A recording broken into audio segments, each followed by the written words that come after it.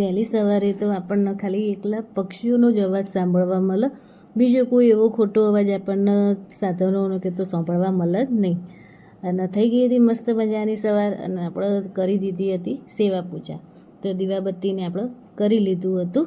અને પછી મેં જે અથાણું કર્યું હતું, જે આગળના બ્લોગમાં બતાવ્યું હતું કે જે બનાવ્યું હતું એ બતાવ્યું હતું. અને આજે આપણું અથાણું લગભગ 90% જેવું તો થઈ જ ગયું હતું, કારણ કે આજે તો ત્રીજો દિવસ હતો, એટલે લગભગ બધો જ ગોળ ઓગળી ગયો હતો. એટલે હું બધું મિક્સ કરતી હતી એને, અને પછી સરસ મિક્સ કરીને આપણે કેવું હોય કે એને કાચની બોટલમાં ભરી દેવાનું હોય. તો એના માટે મેં સરસ 2 કાચની બોટલો કાઢીને રાખી હતી, કે જેથી કરીને આપણે કાચની બોટલમાં ભરી દેવાય. અથાણું હોય ને કાચની બોટલમાં રાખીએ ને તો એ સરસ જ રહે. પછી એના આજુબાજુમાં સરસ ભીનું કપડું લઈને એને લૂછી દીધું હતું. અને અથાણું તો એટલું મસ્ત બન્યું હતું ને, ખરેખર બહુ જ મસ્ત બન્યું હતું, બહુ મજા પડી ગઈ. ઓમ કૃષ્ણાય વાસુદેવાય હરે પરમાત્મને પ્રણત ક્લેશનાશાય ગોવિંદાય નમો નમઃ. હેલો ફેમિલી, ગુડ મોર્નિંગ, જય શ્રી કૃષ્ણ, જય બહુચરમાં. કેમ છો બધા? આઈ હોપ તમે બધા જ મજામાં હશો. અમે પણ મજામાં છીએ. અને મારા પ્રભુના ચરણોમાં પ્રાર્થના છે કે તમે ને તમારો પરિવાર ખૂબ જ સુખી હોય, સ્વસ્થ હોય અને સુરક્ષિત હોય.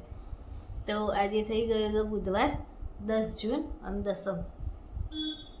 તો સરસ મજાની આજે સવાર થઈ ગઈ છે. આપણે સેવા પૂજા ભગવાનની કરી દીધી, ચા નાસ્તો એ થઈ ગયો, અને હવે રસોઈ બનાવવાની છે. પણ એ પહેલાં હું તમને એક વાર્તા કહીશ.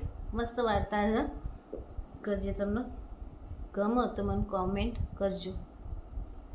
તો વાર્તા એવી છે કે આપણો ભગવાન ઉપર જો ભરોસો રાખ્યો હોય ને પૂરા મનથી, તો કોઈ દિવસ ભગવાન આપણા ભરોસાના, આપણા વિશ્વાસને ખોટો પડવા દેતા જ નહીં.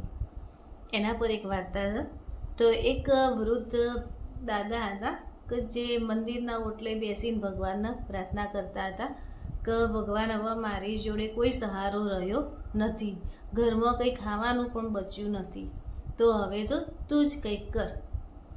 એટલે દાદા ભગવાનને પ્રાર્થના કરી રહ્યા હતા ને એ સમયે ત્યાંથી એક અમીર માણસ પસાર થયો. તો અમીર માણસને મજાક કરવાની ઈચ્છા થઈ કે ચલો આપણે એક મજાક કરીએ.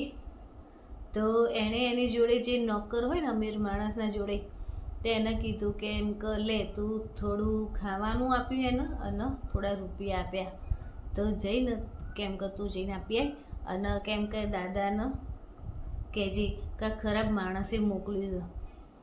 એટલે જે પેલો નોકર હતો ને એ દાદાને આલવા ગયો અને દાદાને આપ્યું. એટલે દાદા તો ખૂબ જ રાજી થઈ ગયા અને ભગવાનનો આભાર માન્યો કે ભગવાન તમારો ખૂબ ખૂબ આભાર કે તમે મને આપ્યું, ખાવાનું આપ્યું.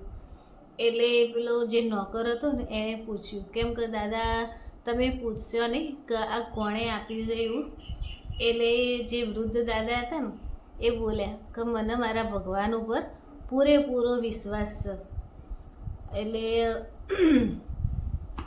કે ભગવાન જ્યારે આપણને મદદ કરવા ઈચ્છે ને, એ નિર્ણય કરે ને ભગવાન, ત્યારે ખરાબ માણસને પણ સારું કામ કરવા માટે મજબૂર કરી દે છે. તો તમને કેવી લાગી મારી વાર્તા? જો સારી લાગી હોય તો ચોક્કસથી કોમેન્ટ કરજો, મારા વિડીયોને લાઈક કરજો, શેર કરજો, અને સબસ્ક્રાઈબ કરવાનું બિલકુલ ના ભૂલતા. અને મારા વિડીયોમાં જે હાઈપનું આવે છે બટન, એના તમે પ્રેસ કરવાનું બિલકુલ ના ભૂલતા. તો હવે આપણે રસોઈ બનાવી દઈએ. રસોઈમાં તો આજે ફિક્સ જ છે કે ખીચડી શાક ભાખરીનું જ મેનુ છે આજે. તો અને પેલું અથાણું બનાવ્યું છે ને કળ્યું, એટલે ને શું કેમ કે મમ્મી આજે તો ખીચડી જોડે અથાણું ખાવાની મજા આવશે, તો કેમ કે આજે તો ખીચડી જ બનાવો. તો મેં કીધું સારું ચલો જે ખીચડી શાકને ભાખરી બનાવી દઈએ. કેટલાય દિવસથી કેરી થતું હતું ને, એટલે અમુક ટાઈમે કેવું થાય કે એકની એક વસ્તુ ખાવામાં આવે ને તો આપણને કંટાળો આવી જાય. એટલે 2 દિવસથી મેનુ બદલ્યું છે. ગઈકાલે એકલું રોટલી શાક જ બનાવ્યું હતું, અને આજે હવે ખીચડી શાક ભાખરી બનાવી દઈશું. તો ચલો તો હવે આપણે રસોઈ બનાવી દઈએ પહેલાં. એટલે કાનાજીને આપણે થાળ ધરાવવાનો છે, એટલે આપણે ફટાફટ રસોઈ બનાવી દઈએ. તો આવી જાઓ તમે બધાએ મારી જોડે રસોડામાં. તો આજે રસોઈ આપણે ફિક્સ થઈ જ ગઈ હતી. ખીચડી શાક ભાખરી બનાવવાનું હતું, તો એના માટે મેં ચોખા લઈ લીધા હતા. પછી તુવેરની દાળ જે હું કોરી મંગાવી હતી ને ઢોકળાનું દળવાનું હતું એટલા માટે તે થોડી બચી હતી, તે કોરી દાળનો જ ઉપયોગ કરી લીધો હતો. પછી મસૂરની દાળ અંદર લઈ લીધી હતી થોડી, અને થોડી મગની મોગર દાળ લઈ લીધી હતી. એમ કરીને 3 દાળને ચોખા કરી મિક્સ કરીને આપણે ખીચડી બનાવવાની હતી. તો કુકર લઈ લીધું હતું. કુકરની અંદર આપણે ઘી અને તેલ બંનેનો મિક્સમાં વઘાર કર્યો હતો. પછી મેથીના દાણા લઈ લીધા હતા અને રઈનો વઘાર કર્યો હતો. પછી એની અંદર તમને જેમ ડીશમાં બતાવ્યું એમ સિંગ દાણા, લીલા મરચાંના ટુકડા લીધા હતા, મીઠો લીમડો લીધો હતો. પછી તજ લવિંગનો એક ટુકડો લઈ લીધો હતો અને હિંગ નાખી અને સરસ જો આપણે ખીચડીનો વઘાર કરી દીધો હતો. અને જો આ રીતે આપણે ખીચડી વઘારીએ ને તો ખરેખર મસ્ત ટેસ્ટ આવે છે. અને ઘેર આવી ગયા હતા ભાઈ બ્લિંકિટમાંથી કે મારા તેલનું ડબલું એ પૂરું થઈ ગયું હતું અને ઘરમાં ડુંગળી નહોતી. તો આજે ડુંગળી બટાકાનું શાક બનાવવાનું હતું ને તે હું ભાઈને કહેતી હતી કે જે 8 મિનિટમાં આવવાનું હોય ને એની જગ્યાએ ભાઈને 20 મિનિટ થઈ ગઈ હતી. તે ભાઈ કેમ કે બેન મારું સાધન મને બહુ હેરાન કરે છે. હવે આપણે એમને તો કશું બોલાય જ નહીં, પછી કોઈની મજબૂરીનો ફાયદો તો આપણે ઉઠાવાય જ નહીં. પછી આપણે ભાઈ ડુંગળી લઈને આવી ગયા હતા ને એટલે વઘારી દીધું હતું શાક. ડુંગળી બટાકાનું મસ્ત શાક બનાવ્યું હતું. અને ખીચડી જોડે તો ઓબ્વિયસલી તમને જો ડુંગળી બટાકાનું શાક હોય ને તો ખરેખર બહુ જ મજા પડી જાય.